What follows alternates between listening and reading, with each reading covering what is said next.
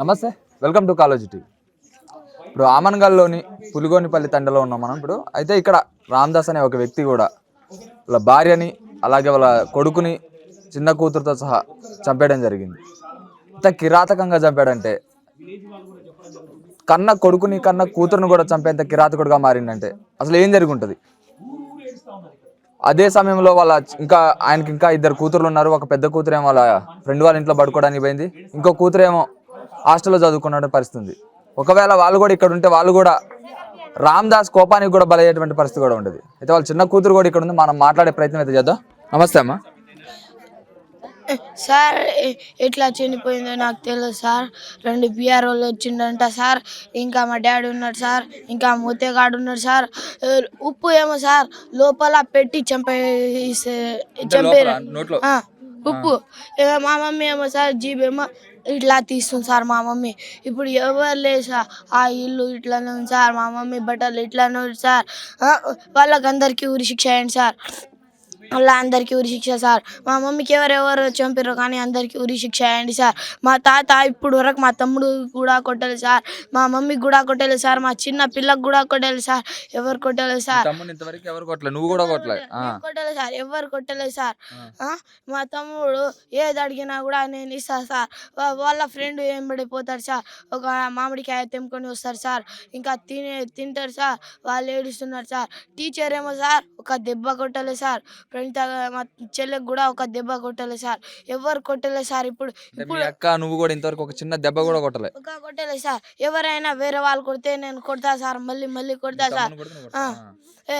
వాళ్ళ ఫ్రెండ్స్ వేరే వేరే వాళ్ళకు కొడితే నేను కొడతా సార్, మళ్ళీ కొడతా సార్. ఇప్పుడు మా మమ్మీ ఇట్లా చచ్చిపోతుందేమో నేను ఎప్పుడు అనుకోలేదు సార్.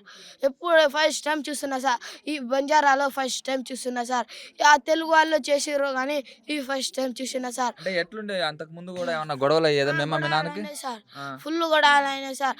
మా మమ్మీ అన్ని కొట్టింది సార్. అవి ఏదో చేసింది సార్. ఫ్యాన్ పలగొట్టింది సార్, బీరువా పలగొట్టింది సార్, ఫ్రిడ్జ్ పిలగొట్టింది సార్, ఇంకా డ్రెస్సింగ్ టేబుల్ పలగొట్టింది సార్. ఇంకా ఏం లేదు సార్, ఒక బట్టలు ఉన్నాయి సార్, మా తమ్ముడిది బట్టలు ఉంది సార్, మా చెల్లిది బట్టలు ఉంది, ఇంత తప్ప ఏం లేదు సార్. చాకు 2 బిఆర్ఓలు వచ్చిందంట సార్.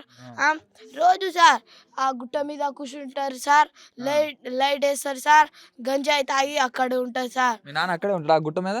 అంటే గంజాయి తాగుతాడా? గంజాయి తాగుతాడు సార్ మా నాన్న, గంజాయి తాగుతాడు సార్. ఇక లాస్ట్ టైంలో సార్ 2 కత్తిలు సార్. మా డాడీ సార్, ఇంకా మా అక్క ఏమనుకుందేమో సార్, మా డాడీ ఇప్పుడు పండుకున్నాను అందరు పండుకున్నారు అని అనుకుందంట సార్. సరే నేను కూడా పండుకున్నా అని అనుకుంది సార్. పండుకుంది, మా మమ్మీ కూడా పండుకుంది సార్. మా డాడీ ఏమో సార్ లగ్గులు చేస్తుండంట సార్. ఇట్లా పండుకున్నప్పుడు నటించాడు సార్, నటించండి సార్. అప్పుడే 2 కత్తిలు తెచ్చిండంట సార్, ఇంకా 2 బిఆర్ఓలు సార్, ఒక మోతగాడు సార్. ఇక సార్ మా మమ్మీ చచ్చిపోయింది సార్. ఇప్పుడు ఆ మోత ఇక్కడే తిరుగుతాడు సార్. ఇప్పుడు సార్ చంపేసిండని ఇట్లా మా డాడీ ఏమో ఇట్లా ఉరికిండంట సార్, మా మోతగాడేమో సార్ ఇట్లా ఉరికిండంట సార్. ఇప్పుడు ఎవరు లేరు సార్ మాకు. ఎందుకు కొట్టిర్రో, వాళ్ళకి ఏం తప్పు చేసిందో మా మమ్మీ లేదు సార్. మా తమ్ముడు ఏం తప్పు చేసిండో, మా మమ్మీ ఏం తప్పు చేసిందో, మా చెల్లె ఏం తప్పు చేసిందో, మా ఫ్యామిలీ ఏం తప్పు చేసిర్రో అది తెలియదు సార్ నాకు. ఫ్రెండ్స్ వెంబడి పోతాడు సార్ మా తమ్ముడు, ఇంకా వీళ్ళు వెంబడిపోతాడు సార్. ఇప్పుడు చుట్టుపక్కల లేదు సార్ మా మమ్మీ. ఇప్పుడు ఏం లేదు సార్. మా తాతలు ఉన్నారు సార్, ఎవరు లేరు సార్. మా మమ్మీ లేదు, మా తమ్ముడు లేదు. మీ తమ్ముడు నీతో కూడా మాట్లాడతా, అక్క నాకు ఐస్ క్రీమ్ తెచ్చావా అక్క, అక్క నాకు కేక్ తెచ్చావా అక్క, ఏం తెచ్చావా అక్క అని అంటారు సార్. ఇట్లా పట్టుకుంటారు సార్. సరే అని చెప్తా సార్. ఫ్రిడ్జ్లో పోయి ఐస్ క్రీమ్ తింటారు సార్, ఏదో ఊరుకుంటారు సార్. ఇట్లా తిరుగుతాడు సార్. ఇట్లా తిరిగి మామిడి పండు తిన్నాడు సార్. తిన్నాడు సార్. మా మా నాయనమ్మ ఏమో సార్ ఈ పల్లీలు ఏమో సార్ హర్షవర్ధన్ మన తమ్ముడికి ఏం చెప్పిందంటే సార్, హర్ష నాని నువ్వే తిను సార్. సరే అని చెప్పింది సార్. మాకు ఇయ్యలేదు సార్ మా తమ్ముడే తిన్నాడు సార్. అంటే నువ్వు హాస్టల్లో ఉన్నప్పుడు మీ తమ్ముడు వీళ్ళందరూ ఫోన్ చేశారా ఎప్పుడన్నా? మొన్న అంటే జరగక ముందు ఒక 2 రోజుల ముందు ఫోన్ చేశారా? మా మమ్మీకి నేను ఫోన్ చేసిన సార్. మమ్మీ ఎక్కడ ఉన్నావు, మీరు తిన్నావా అని అన్నా సార్. తిన్నా అని అన్నా సార్. నువ్వు 10th వరకే ఇట్లా నేర్చుకో అని చెప్పింది సార్. సరే అని చెప్పినా సార్. మనం ఎక్కడైనా పోదాం డాడీకి వదిలి అని చెప్పింది సార్. ముందే చెప్పింది సార్. సరే అని చెప్పిన సార్. మా తమ్ముడికి ఇచ్చింది సార్. అక్క నువ్వు ఎక్కడున్నావు అక్క అని చెప్పింది సార్. నేను హాస్టల్లో ఉన్నా అని చెప్పిన సార్. అక్క నువ్వు ఎప్పుడు వస్తావు అని అడిగింది సార్. నేను పండుగకు వస్తారా అని చెప్పిన సార్. మళ్ళీ మా చెల్లెకి ఇచ్చింది సార్. మా చెల్లెకి ఇచ్చింది సార్. 4కే సార్ మా పండుగ. ఇప్పుడు 3కి రేపు కాదు ఎల్లుండి వచ్చి పిలుచుకోపోతానని చెప్పింది సార్. పిలుచుకోపోయి మా చెల్లితో మాట్లాడింది సార్. అక్క ఎక్కడున్నావు అక్క అని చెప్పింది సార్. ఇక్కడనే హాస్టల్లోనే ఉన్నా అని చెప్పింది. నువ్వు తిన్నావా అని చెప్పింది.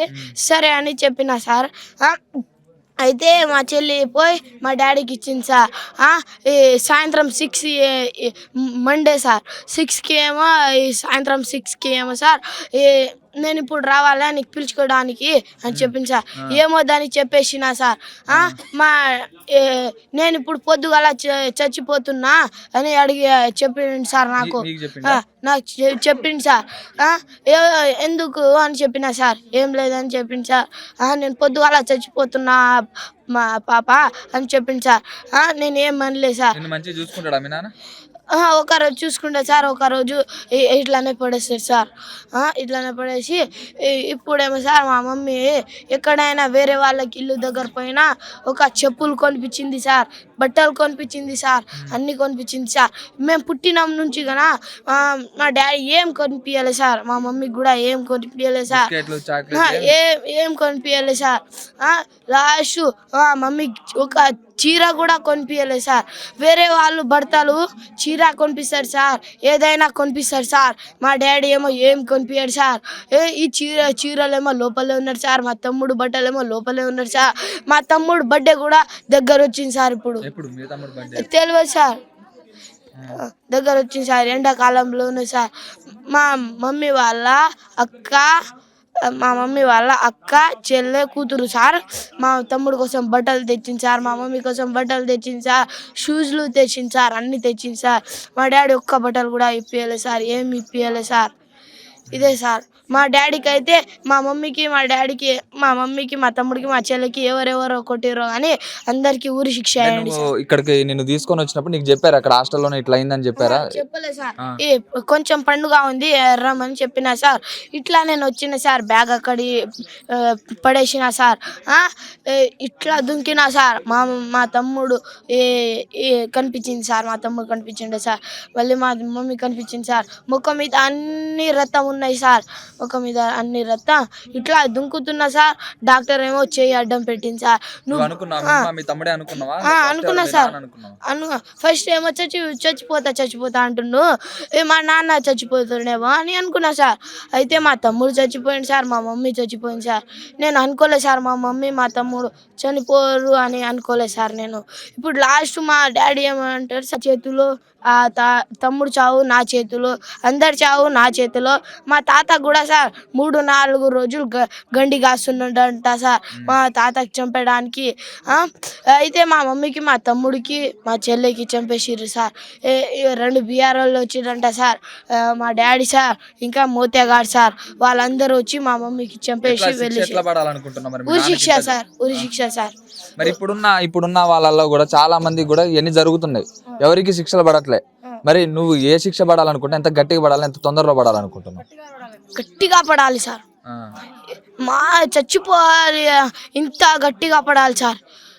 ఉరి శిక్ష అంటే ఇట్లా భయపడాలి సార్. వేరే తండాలు ఇట్లా భయపడాలి సార్. ఇంతే సార్.